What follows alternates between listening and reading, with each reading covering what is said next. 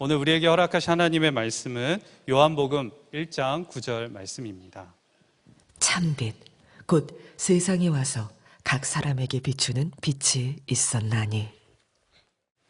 이번 성탄절에 빛으로 여러분에게 오신 예수 그리스도를 정말 만나는 특별한 은혜가 있게 되기를 축복합니다. 성경은 예수님께서 이 땅에 오신 것을 빛으로 오셨다고 말씀하고 있습니다. 예수님이 직접 하신 말씀입니다. 요한복음 12장 46절에 내가 세상에 빛으로 왔나니 그렇게 말씀하셨습니다.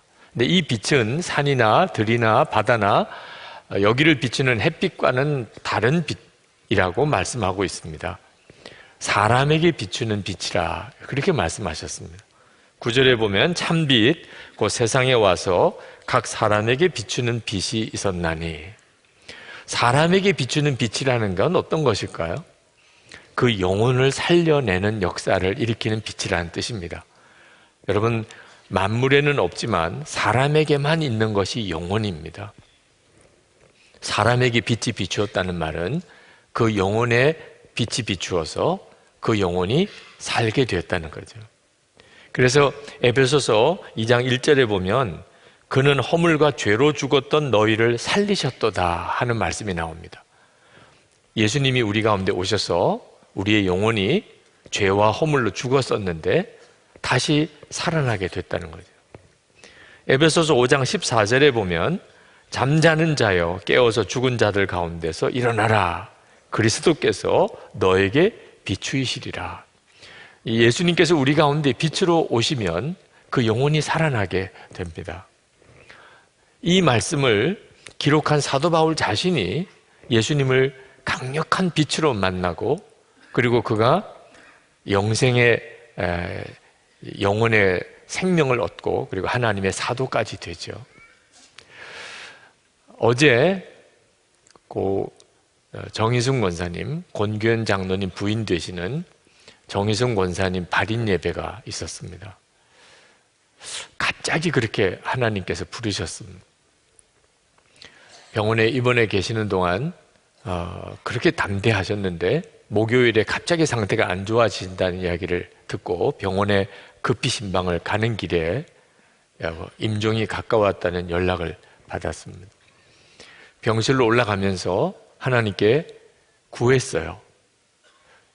정희성 권사님 이제 마지막 순간인데 하나님께 붙잡고 갈 말씀을 주십시오. 그런데 너무나 선명하게 하나님이 마음에 말씀이 생각나게 하셨는데 나의 사랑 나의 어여쁜 자야 일어나 나와 가자. 그 말씀이 너무나 선명하게 생각이 나는 겁니다. 하나님께서 우리 권사님에게 주시는 말씀이시구나.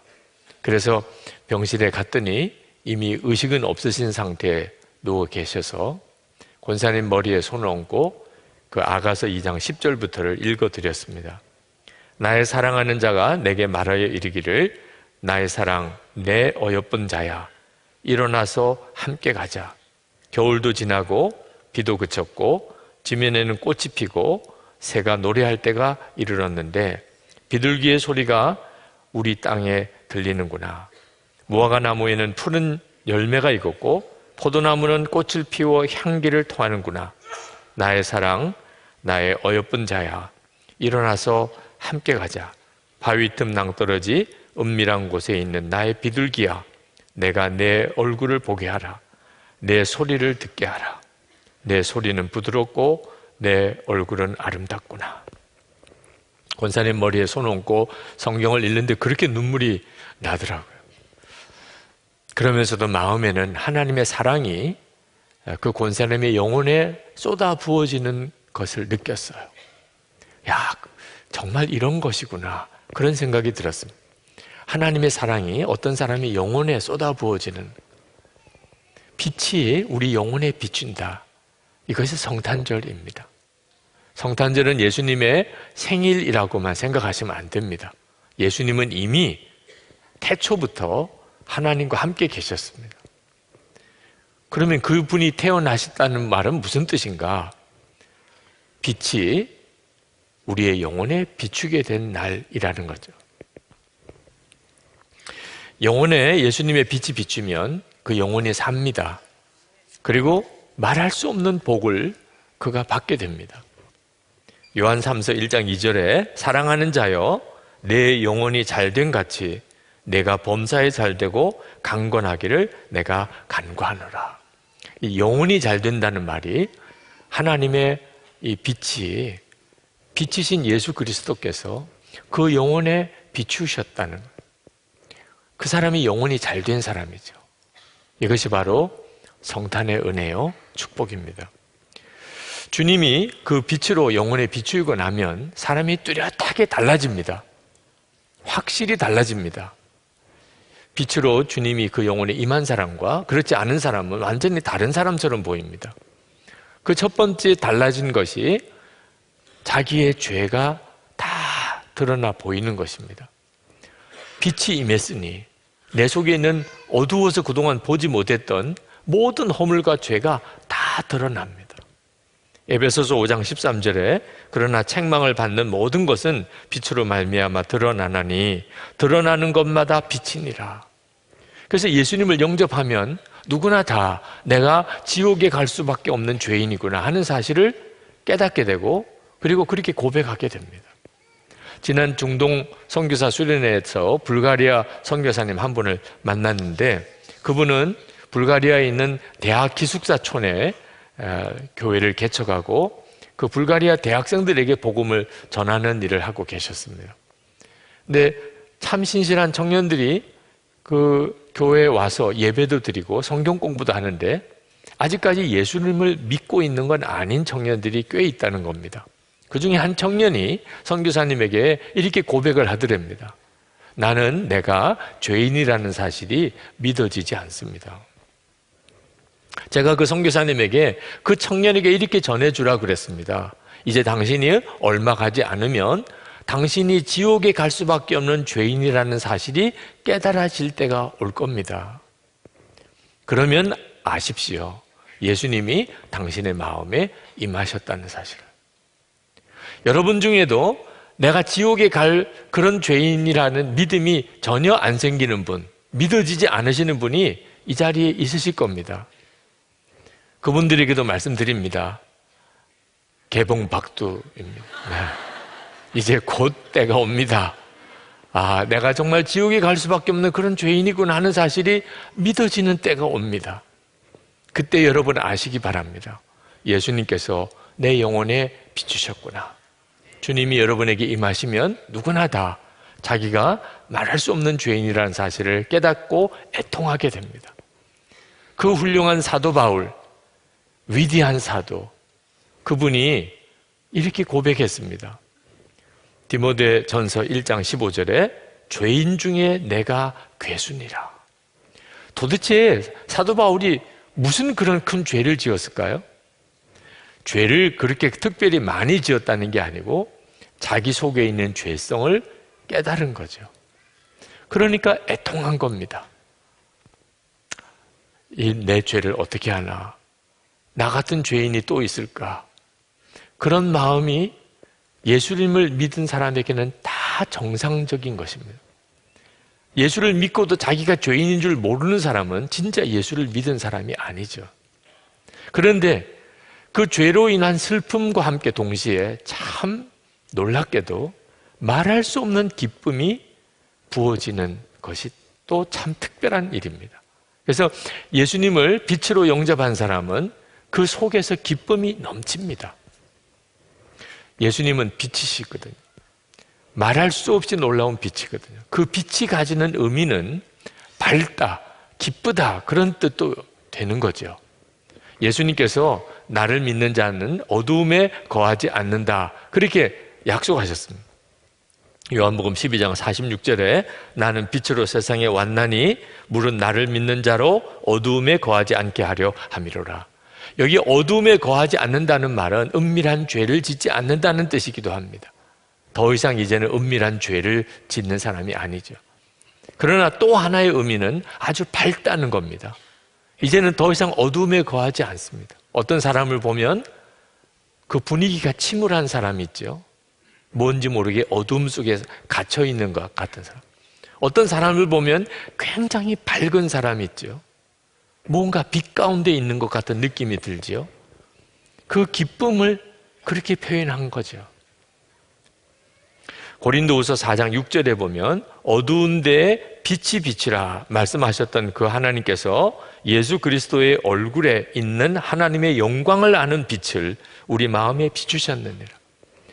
예수님이 빛으로 우리 가운데 임하셨다는 말은 하나님이 살아계시고 하나님이 나를 사랑하시고 나와 함께 계시다는 사실을 알게 된다는 겁니다. 눈이 열려서. 그 기쁨이 말할 수가 없는 겁니다. 하나님이 정말 살아계시잖아. 하나님이 나를 사랑하시잖아. 이 사실을 깨닫게 될 때 내 죄로 인한 애통함도 있지만 말할 수 없는 기쁨이 우리 속에서 솟아나는 겁니다.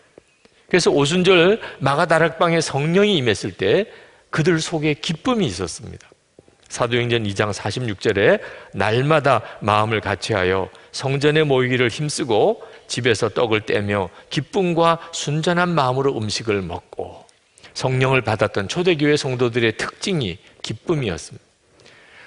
빌립 사도가 사마리아에 복음을 전할 때 그 사마리아 성에 큰 기쁨이 있었다고 성경은 말합니다. 사도행전 8장 8절에 그 성에 큰 기쁨이 있더라. 사도 바울이 비시디 안디옥에서 복음을 전하다가 거기서 쫓겨나게 됩니다. 복음 전하다가 쫓겨났는데도 그 제자들의 마음속에 기쁨이 있었다고 그랬습니다. 사도행전 13장 52절에 제자들은 기쁨과 성령이 충만하니라. 사도 바울이 감옥에 갇혀서 쓴 편지가 빌립보서인데 그 빌립보서에 보면 계속 기뻐하라는 말이 나옵니다. 세상에 감옥에 갇힌 지금 처지에서 나처럼 기뻐하라. 빌립보서 2장 18절에 이와 같이 너희도 기뻐하고 나와 함께 기뻐하라. 도대체 이 기쁨이 어디서 나오는 거지요? 하나님이 살아계신 것을 이제는 바라보는 눈이 뜨였을 때 그 기쁨인 것입니다. 빌립보서 4장 4절에 주 안에서 항상 기뻐하라. 내가 다시 말하노니 기뻐하라. 그 기쁨은 주님 안에서 누려지는 기쁨인 겁니다. 환경과 여건 상관없이 아무리 힘들고 어렵고 그게 감옥 안에 있다 할지라도 주님 안에서 우리 안에 놀라운 기쁨이 일어나는 겁니다. C.S. 루이스가 쓴 천국과 지옥의 이혼이라는 책 속에 천국문을 지키는 수의 이야기가 나옵니다. 천국에 가면 수의가 있대요. 그 수의가 하는 일은 천국에 들어갈 사람과 아닌 사람을 구분해서 들어갈 사람은 보내고 아닌 사람은 돌려보내는 일을 합니다. 질문을 딱 한 가지 합니다. 예수 그리스도를 알고 난 이후에 참을 수 없는 기쁨이 당신에게 있었습니까? 예, 그러면 들어가는 거고 잘 모르겠는데 그러면 못 들어가는 겁니다. 여러분 대답 준비되셨습니까? 예수 그리스도를 알고 난 다음에 참을 수 없는 기쁨이 당신에게 있습니까? 애매하신 분들은 이번 성탄절을 그냥 보내지 마시기 바랍니다. 성탄절이 빛으로 주님이 우리 영혼에 비춘 날인데 그때 반드시 우리 안에 일어나는 일이 말할 수 없는 기쁨입니다. 이렇게 빛으로 예수님을 영접한 사람은 다른 사람에게도 빛으로 나타나게 됩니다. 여러분 뜨거운 것을 갑자기 먹고 나면 주변 사람들이 다 알지요. 얼마나 호들갑을 떱니까? 입속에 뜨거운 게 들어가고 나면 뭐 난리도 아니죠. 야, 저 사람이 지금 뜨거운 걸 삼켰구나. 다 알지요. 그걸 어떻게 참을 수 있어요? 햇빛보다도 더 강한 빛이 내 안에 비추었을 때 주변 사람들이 아무도 모르게 나만 가질 수가 없는 것입니다. 그래서 나를 통해서 빛이 다른 사람에게 다 드러나게 됩니다. 그래서 사도 바울은 그것을 빛의 자녀라고 그렇게 말을 했습니다. 에베소서 5장 8절에 너희가 전에는 어둠이더니 이제는 주 안에서 빛이라. 빛의 자녀들처럼 행하라. 예수님을 빛으로 이렇게 맞아들이고 나면 나도 빛으로 살게 됩니다. 예수님이 그렇게 말씀하셨어요. 마태복음 5장 16절에 이같이 너희 빛이 사람 앞에 비치게 하여 그들로 너희 착한 행실을 보고 하늘에 계신 너희 아버지께 영광을 돌리게 하라. 알렌 크라이더라는 역사학자가 회심의 변질이라는 책을 썼습니다. 그 회심이 어떻게 초대교회부터 지금까지 이렇게 변해왔는가 하는 것에 대한 책인데, 초대교회 그 시절에는 신자가 되는 일이 대단히 어려웠습니다. 우선 자신의 재산, 사회적인 지위, 심지어 목숨까지도 다 포기해야 되는 엄청난 결단이 예수 믿는다는 결단이었습니다. 예수를 믿겠다고 결심을 하고 내가 예수 믿겠다고 말을 해도 처음에는 아주 수상한 사람처럼 그렇게 취급을 받았습니다. 내부 정탐자로 들어온 사람 아니야? 그런 의심을 일단 사게 됩니다. 그래서 진짜 너 예수 믿을 거 맞아? 너 혹시 끈앞을 아니야? 그런 대우를 받는 거예요.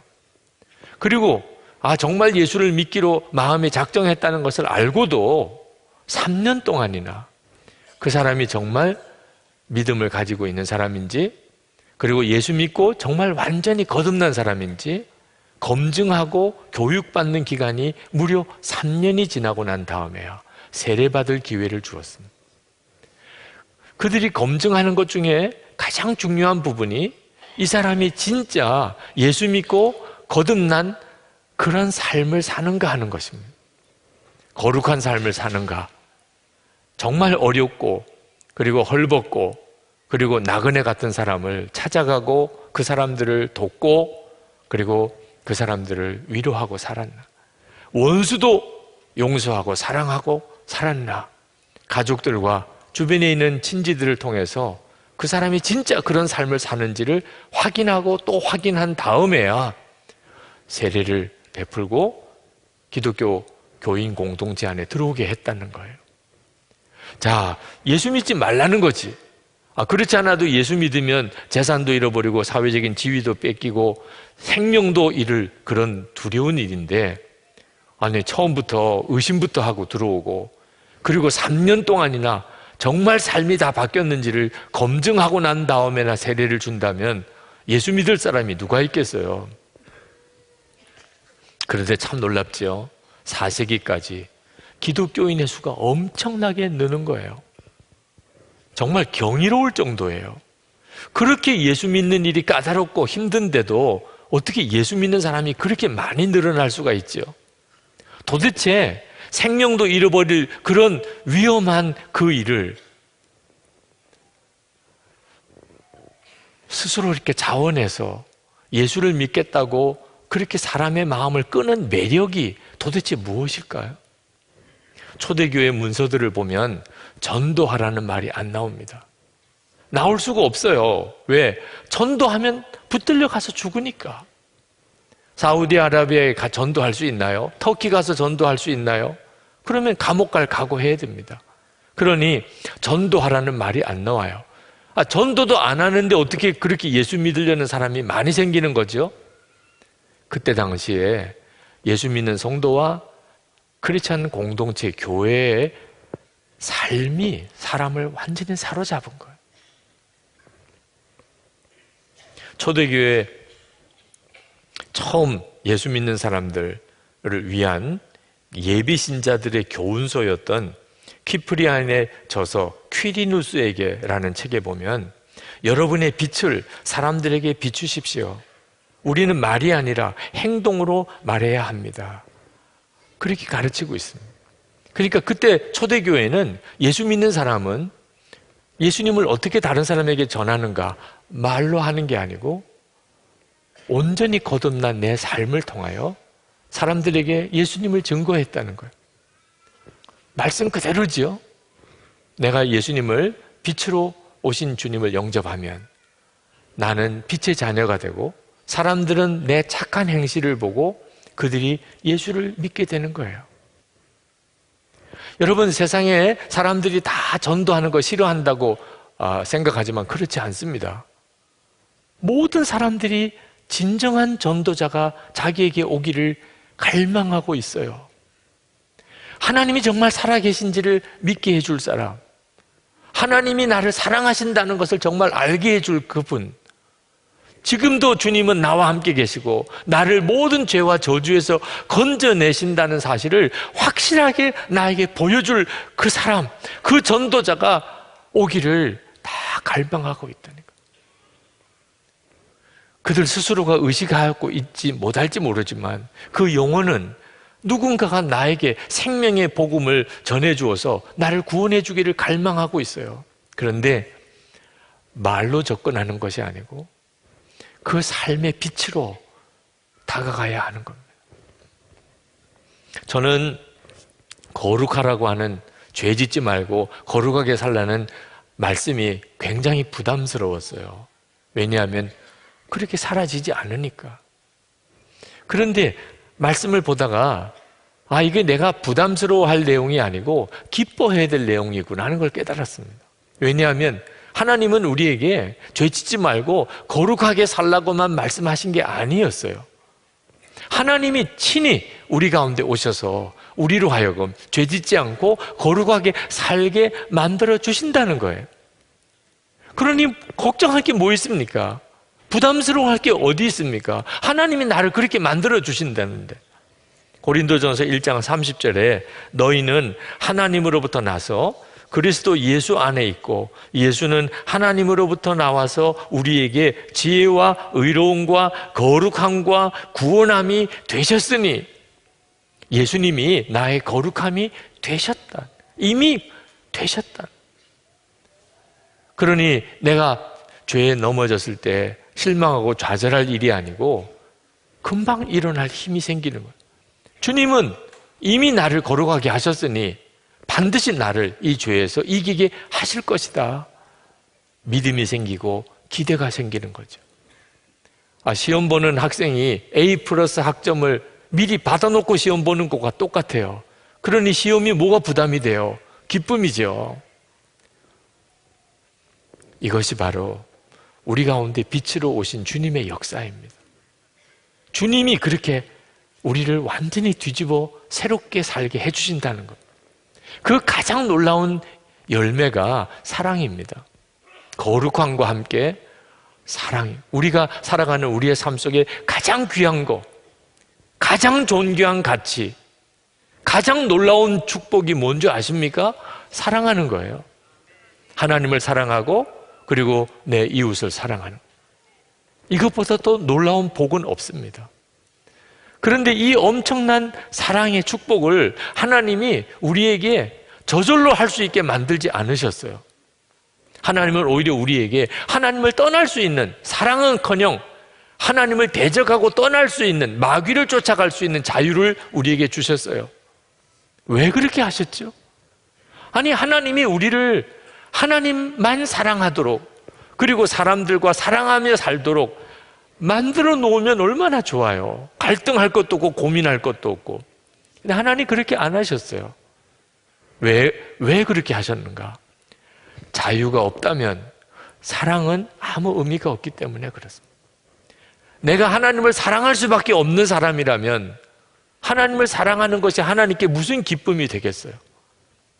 하나님을 떠나서 배반하고 마귀를 쫓아갈 수도 있는데 내가 하나님을 사랑하니 그 사랑이 하나님을 기쁘게 하는 거죠. 이번에 일본 다녀오면서 우리 교회에서 선교사 훈련을 받고 일본으로 파송한 윤건희 목사님을 만났습니다. 윤건희 목사님이 일본에 가실 때 그 딸을 막 출산을 했을 때입니다. 그리고 일본에 가서 이제 돌을 맞았어요. 거기서 만났는데 그 딸을 품에 안고 저에게 와서 인사를 시키는데 그렇게 이쁘고 좋더라고요. 그래서 다가가서 그 정말 사랑한다고 말을 해주려고 갔는데 울어요. 저를 보고. 낯선 할아버지가 자꾸 다가와서 아는 척하니까 그 아이로서는 정말 두렵기도 했을 것 같아요. 제가 할 수 있는 길은 그냥 뒤로 물러나는 것밖에 없었어요. 마음은 좀 쓰라리지만 그 아이의 선택을 존중해야죠. 그 아이가 싫다는데, 그 아이가 무섭다는데 제가 할 일은 그냥 거리를 두고 괜찮다고 울지 말라고 그렇게 하는 수밖에 없지요. 그렇게 3일을 지냈어요.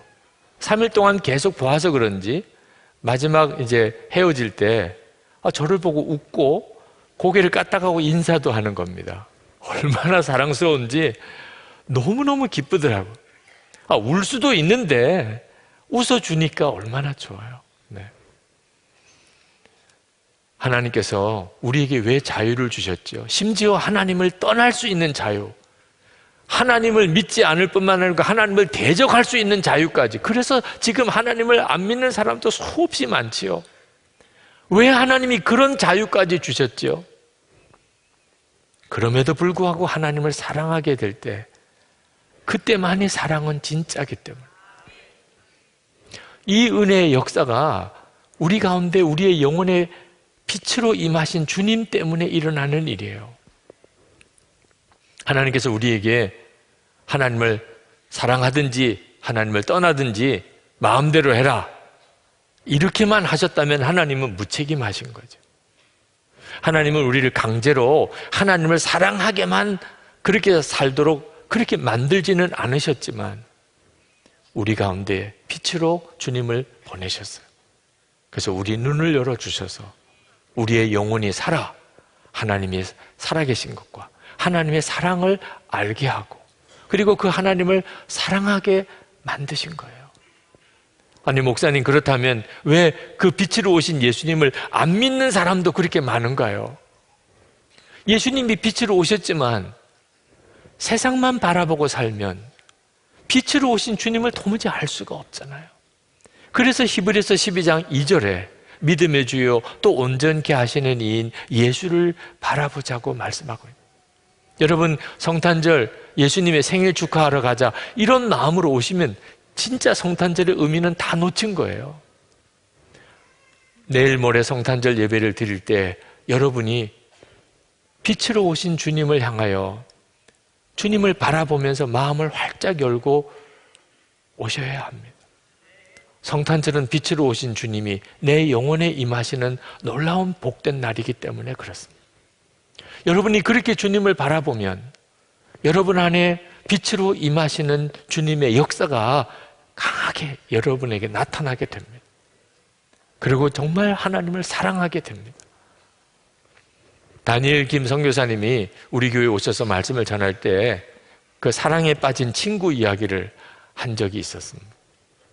어느 날 친구가 새벽 1시 반에 갑자기 전화를 해서 빨리 나오라는 겁니다. 큰일 났다고. 그래서 무슨 큰일 났나 그러고 자다가 뛰쳐 일어나서 나가보니까 자기가 어느 자매를 사랑하게 됐다는 거예요. 아니, 세상에 그 이야기 하려고 이 새벽에 나보고 나오라 그랬냐? 아니, 그게 아니고 너무 심각해.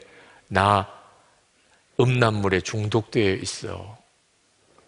그런 더러운 내가 그 자매에게 사랑을 고백하고 그 자매와 교제해도 괜찮은 거야. 너 어떻게 생각해? 그래서 그 친구를 데리고 참 존경하는 교수님을 찾아가서 상담을 했답니다. 어떻게 하면 좋을까요? 그때 그 교수님이 그렇게 이야기를 하시더래요. 그 음란물을 보는 중독이 끊어지지 않더라도 그 자매를 정말 사랑한다면 그 자매를 행복하게 해주기 위해서 기도하고 또 잘 섬기고 사랑을 고백하라. 스토커 같이는 하지 마. 그 자매를 정말 위해서 해. 그 자매가 행복해지기를 소원하고, 그리고 너가 할 수 있는 모든 것을 해. 그렇게 해보라고. 그렇게 권면을 해주시더래요. 그리고 이제 한동안 만나지 못했습니다. 얼마 지나지 않아서 다시 만나게 됐을 때 너무 행복하게 그 자매와 교제하고 지내더래요. 그래서 물어봤대요. 너 그날 그 문제는 어떻게 됐어? 무슨 문제? 아니, 너 그날 새벽에 나 불러 깨워가지고 너 말하던 그 문제. 오 마이 갓, 아무 생각을 못했네. 아무 생각을 못했다는 거예요. 그 자매와 사랑에 빠져 교제하는 동안에 어느 순간에 그냥 중독은 다 사라져 버렸다는. 여러분, 사랑은 엄청난 힘이 있어요. 왜 우리가 중독에 빠지죠? 무슨 탐욕에 빠지기도 하고, 또는 뭐 도박에, 또는 술, 담배, 또는 무슨 어떤 음란물에, 또는 세상에 출세하기 위해서 어떤 정말 돈 버는 것에 눈이 혈안이 되어서 왜 이렇게 살게 되는 거지요? 진짜 사랑을 경험 못하고 살기 때문에. 용서와 사랑이 경험되는 사람은 죄의 유혹에서 이길 힘이 있어요. 우리 아이들이 왜 그렇게 방황하고 중독에 빠져 있는 거죠? 가정에서, 학교에서 진정한 용서와 사랑을 경험 못했기 때문에. 이 사랑은 어떤 쾌락보다도 더 놀라운 힘이 있어요. 그런데 하나님의 사랑은 어떨까요? 사람들끼리 지내는 관계에서 누리는 사랑도 이 정도라면 우리가 하나님과 사랑에 빠지면 우리는 얼마나 놀라운 삶을 살까요? 마음속에 상처받은 거, 또는 좌절했던 거, 실패했던 얼마든지 극복하고 남습니다. 우리의 삶 전체가 완전히 달라지게 됩니다. 왜 주님은 빛으로 우리에게 오셨나요? 우리의 영혼을 살리고, 그리고 우리가 범사에 잘되고 강건하게 하기 위해서 우리에게 오신 거죠. 이제 우리 같이 기도하실 때, 하나님, 제 영혼에 빛으로 오신 주님을 제가 사모합니다. 주님, 제 영혼을 살리소서. 하나님을 알게 하시고, 그리고 나 자신의 죄도 깨닫게 하시고, 무엇보다도 정말 빛으로서의 삶을 살아갈 수 있게 해 주옵소서. 주님을 찬양하며 살게 하시고 하나님과 사랑에 빠져 살게 해 주옵소서. 이번 성탄절에 그 은혜가 제 영혼에도 임하게 하여 주옵소서. 우리 다 같이 통성으로 기도하겠습니다. 은혜와 사랑이 충만하신 하나님, 놀라우신 하나님의 은혜를 찬양하고 찬양한 하나님의 크신 은총을 더하소서. 아버지 하나님, 주의 크신 은혜, 하나님의 놀라우신 사랑 우리 가운데 부어주시기를 원합니다.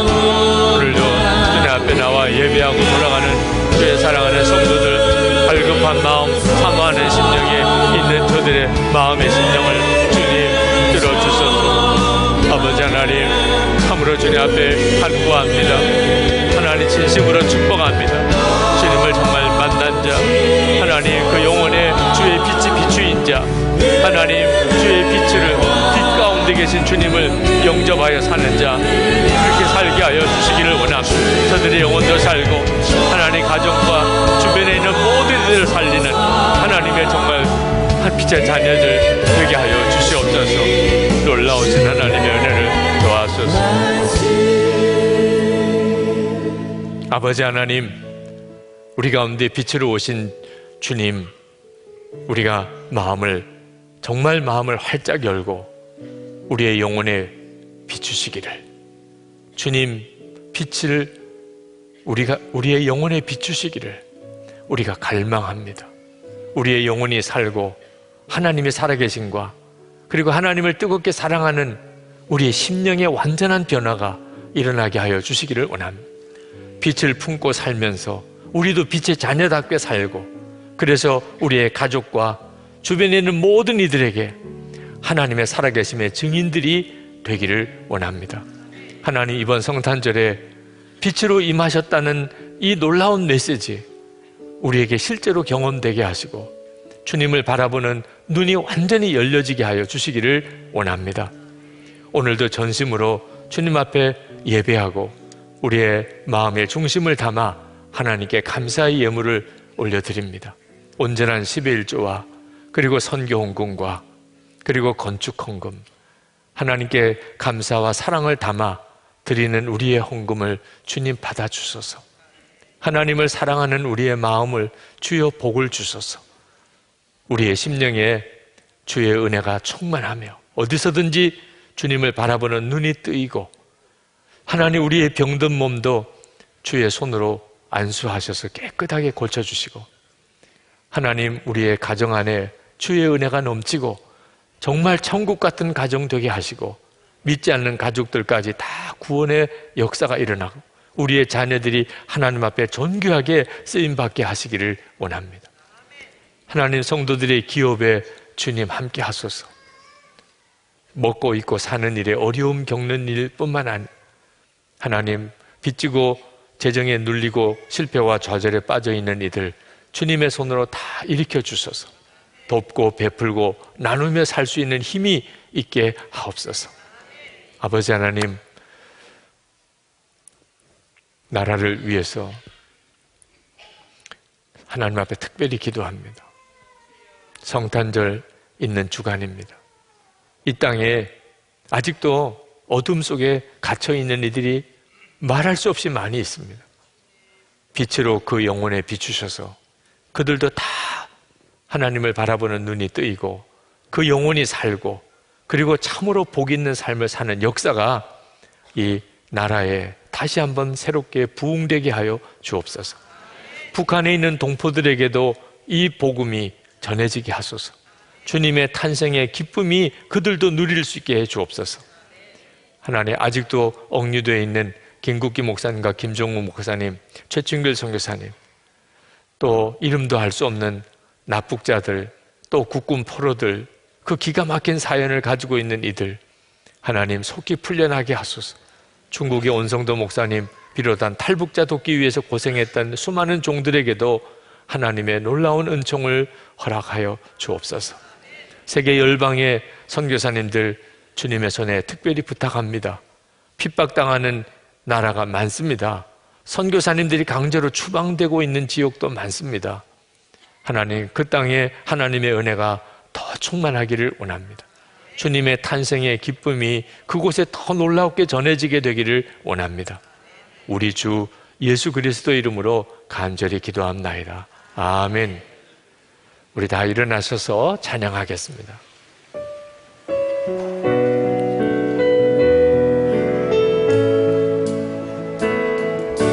주님 당신은 사랑의 빛, 어둠 가운데 비추소서. 세상의 빛 예수 우리를 비추사 당신의 진리로 우리를 자유케 비추소서.